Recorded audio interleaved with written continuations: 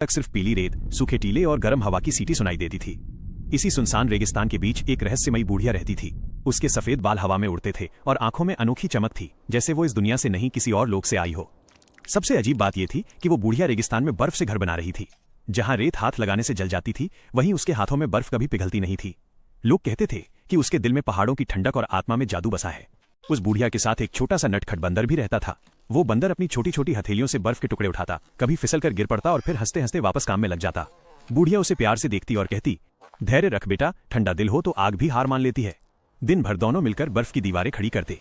रेगिस्तान की गर्म हवाएं जब उस घर से टकराती तो ठंडी फुहार बनकर लौट जाती। धीरे धीरे रेत के बीच एक चमकता हुआ बर्फ का महल खड़ा हो गया। जब रात आई, आसमान सितारों से भर गया। बर्फ का घर चांदनी में चमक रहा था। बूढ़िया और बंदर उसके सामने बैठे थे। उस पल रेगिस्तान भी शांत था, जैसे उसने मान लिया हो कि इच्छा शक्ति के आगे प्रकृति भी झुक सकती है। और तब से कहा जाता है, जो दिल में ठंडक और साथ में सच्चा साथी रखे, वो रेगिस्तान में भी बर्फ का सपना जी सकता है। क्या आप दुनिया की सारी सीमाएं टूट चुकी थीं, तब महाभारत सिर्फ कुरुक्षेत्र तक सीमित नहीं रहा, वो एक विश्व युद्ध बन चुका था। एक तरफ अधर्म की सेनाएं, जिनके पास हथियार थे, तकनीक थी, लेकिन आत्मा खोखली थी। दूसरी तरफ धर्म की सेना संख्या में कम पर विश्वास में अडिग। तभी युद्ध भूमि में एक योद्धा उतरा, आंखों में आग, कदमों में तूफान और आवाज में वही गूंज जो चिरंजीवी की फिल्मों में अन्याय को हिला देती है। वो अर्जुन नहीं था, भीष्म नहीं था, वो धर्म की चेतना था। जब उसने कहा, ये युद्ध सत्ता का नहीं, इंसानियत के अस्तित्व का है, तो मिसाइलें थम गईं, टैंक झुक गए। अंत में जीत किसी देश की नहीं हुई, जीत हुई धर्म की और हार हुई अहंकार की। क्या आप घने जंगल के बीचों बीच एक बहुत बड़ा जादुई केला का पेड़ खड़ा था। उस पेड़ के पत्ते इतने बड़े थे कि जैसे आसमान को छू रहे हों और केले सुनहरे चमकते थे। लेकिन उस पेड़ तक पहुंचना आसान नहीं था। उसी पेड़ के नीचे एक नन्हा सा बंदर बैठा था। उसका पेट भूख से चिपका हुआ था, आंखों में आंसू थे और हाथ कांप रहे थे। कई दिनों से उसे खाने को कुछ नहीं मिला था। वो बार बार ऊपर देखता, उन केलों को देखता, लेकिन थकान और कमजोरी से चढ़ नहीं पा रहा था। बंदर फुसफुसाया, काश आज माँ होती। अचानक जादुई पेड़ की पत्तियां हिलने लगीं। पेड़ ने जैसे बंदर का दर्द महसूस कर लिया हो। धीरे धीरे एक पका हुआ केला नीचे गिरा। बंदर ने केले को उठाया, पर खाया नहीं। पहले उसे सीने से लगाया और रोते हुए बोला, तू नहीं जानता भूख कितनी दर्द देती है। उस दिन बंदर ने सिर्फ खाना नहीं पाया, उसने उम्मीद पाई। और जादुई पेड़ ने सिखा दिया, जब दिल सच्चा होता है तो प्रकृति भी रो पड़ती है। क्या आप चाहेंगे कि मैं इस कहानी। एक गरीब किसान रोज की तरह उसी बंजर खेत में हल चला रहा था। हाथ कांप रहे थे, आंखों में थकान और पेट में भूख। हर फसल फेल हो चुकी थी, फिर भी उसने हार नहीं मानी। अचानक हल किसी सख्त चीज से टकराया, ठक। किसान घबरा गया, कहीं पत्थर तो नहीं। उसने मिट्टी हटाई, दिल तेज धड़कने लगा। मिट्टी के नीचे से चमक निकली, सोने का हार। किसान की आंखें भर आईं। एक पल को लगा भगवान ने उसकी सुन ली, लेकिन तभी उसके हाथ कांपने लगे। ये मेरा है या किसी का खोया हुआ। उसकी भूख और ईमानदारी आमने सामने खड़ी थी। किसान ने हार को सीने से लगाया और रोते हुए बोला, अगर ये मेरी किस्मत है तो ये मुझे सही रास्ते पर ही ले जाएगा। और उसी सूखी जमीन पर उस दिन उम्मीद का पहला बीज बोया गया। घने जंगल के पास एक शांत मंदिर था, जहां भगवान गणेश विराजमान थे। उसी मंदिर के पीछे एक छोटा सा नन्हा मासूम हाथी बैठा रहता था। उसकी आंखों में चमक नहीं, बस एक गहरी उदासी थी। कोई नहीं जानता था कि वो इतना दुखी क्यों है। हर रात वो चुपचाप मंदिर की घंटियों की आवाज सुनता और अपने छोटे सूंड से जमीन को रेतता रहता। लोगों को लगता वो बस थका हुआ है, लेकिन सच कुछ और था। एक रात अचानक मंदिर में दीपक अपने आप जल उठे। हवा थम गई। नन्हे हाथी ने देखा भगवान गणेश मुस्कुराते हुए उसके सामने खड़े थे। हाथी कांपते हुए रो पड़ा। उसका दुख बाहर आया। उसे डर था कि वो कभी किसी के काम का नहीं बनेगा, कि वो कमजोर है। गणेश जी ने प्यार से उसका सिर सहलाया और बोले, जिसके दिल में करुणा होती है वही सबसे शक्तिशाली होता है। अगले ही पल हाथी के चेहरे पर सुकून था। लेकिन सुबह होते ही गणेश जी अदृश्य थे। बस जमीन पर एक मोदक रखा था और नन्हा हाथी अब पहले जैसा नहीं था। क्या एक छोटे से गांव में कच्चे रास्तों और सूखी जमीन के बीच एक गरीब किसान रामू रहता था। रोज मेहनत करता, लेकिन खेत सूखे रहते और घर में चूल्हा मुश्किल से जलता। एक रात आंसुओं के साथ सोते हुए रामू ने सपना देखा, गांव के बाहर एक पुराना जादुई पेड़ जो उसे पुकार रहा था। अगली सुबह वो उस जगह पहुंचा। पेड़ बिल्कुल वैसा ही था, चमकती पत्तियां, मोटी जड़ें और अजीब सी खामोशी। तभी पेड़ से आवाज आई, जो मांगेगा सोच समझ कर मांगेगा। डरते हुए रामू ने कहा, मुझे सोना नहीं चाहिए, बस मेरे खेत हरे हो जाएं। अचानक जमीन कांप उठी। पेड़ की जड़ों से पानी फूटा और खेतों में हरियाली फैल गई। लेकिन तभी पेड़ की चमक धीमी पड़ने लगी। आवाज आई, लालच नहीं, त्याग ने मुझे जिंदा रखा है। पेड़ सूख गया और रामू की आंखों से आंसू बह निकले। कुछ दिनों बाद गांव खुशहाल हो गया। रामू समझ गया, असल जादू पेड़ में नहीं, उसकी नीयत में था। क्या आप चाहें? सूरज ढलते ही गांव में सन्नाटा पसर जाता।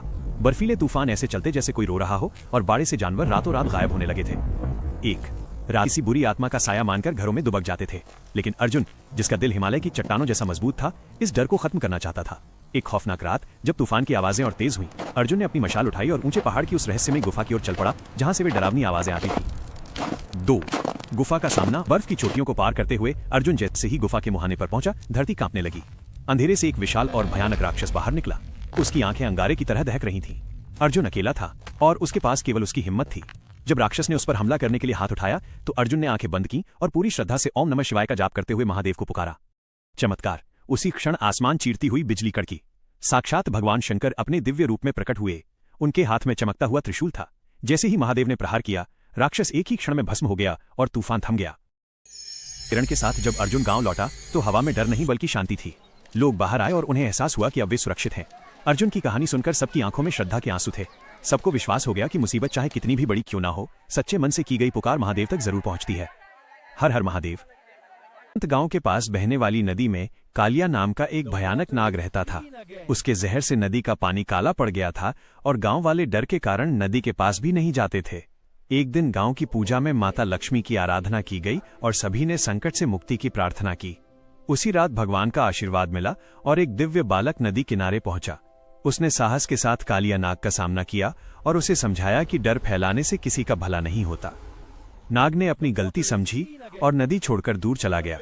धीरे धीरे नदी का पानी फिर साफ हो गया और गांव में खुशियां लौट आईं। लोग मानने लगे कि सच्ची भक्ति और साहस से हर बुराई को हराया जा सकता है। गहरे समुद्र की नीली लहरों के बीच एक सुंदर सी जलपरी रहती थी। उसके बाल मोतियों जैसे चमकते थे और आंखों में एक रहस्यमयी मुस्कान थी।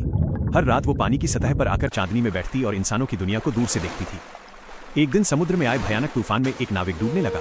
जलपरी ने उसे देखा और तुरंत उसकी मदद की। अपने जादुई स्पर्श से उसने नाविक की जान बचा ली। जब नाविक को होश आया तो जलपरी को देखकर उसकी सांसें थम सी गईं। दोनों की आंखों में एक अनकही मोहब्बत झलकने लगी। लेकिन जलपरी जानती थी कि उनका साथ हमेशा के लिए नहीं हो सकता। हल्की सी मुस्कान के साथ वो समुद्र की गहराइयों में वापस चली गई और पीछे छोड़ गई एक ऐसी याद जो कभी मिट नहीं सकती। वाकई इस कहानी का प्रवाह बहुत ही शांत और जादुई है। गहरे समंदर में जहां रोशनी भी डर जाती है, वहां रहती थी एक बहादुर जलपरी अनाया। उसकी सबसे खास दोस्त थी एक तेज और समझदार डॉल्फिन आरव। एक रात समंदर का जादुई मोती अचानक गायब हो गया। बिना उस मोती के पूरा समुद्र अंधेरे में डूबने लगा। अनाया परेशान हो गई, लेकिन आरव ने अपनी तेज सीटी बजाई और कहा, चलो आज रोमांच होगा। दोनों खतरनाक भंवरों, विशाल जेलीफिश और काली चट्टानों को पार करते हुए आगे बढ़े। आखिरकार उन्हें एक टूटे जहाज में मोती मिला। जैसे ही अनाया ने मोती को छुआ, पूरा समुद्र रोशनी से भर गया। उस पल अनाया समझ गई, जब हिम्मत और दोस्ती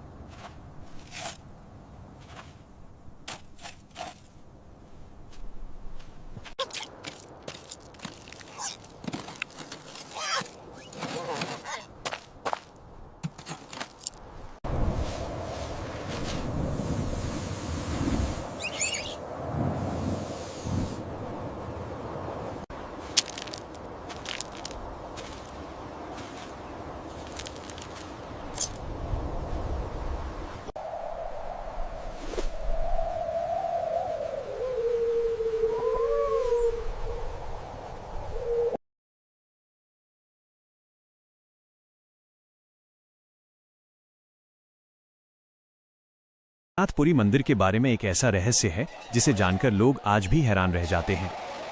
कहा जाता है कि एक विदेशी पर्यटक ने मंदिर के नियमों को मजाक समझा, लेकिन जैसे ही उसने अंदर जाने की कोशिश की, अचानक तेज हवा चली और वो डरकर बाहर भाग आया।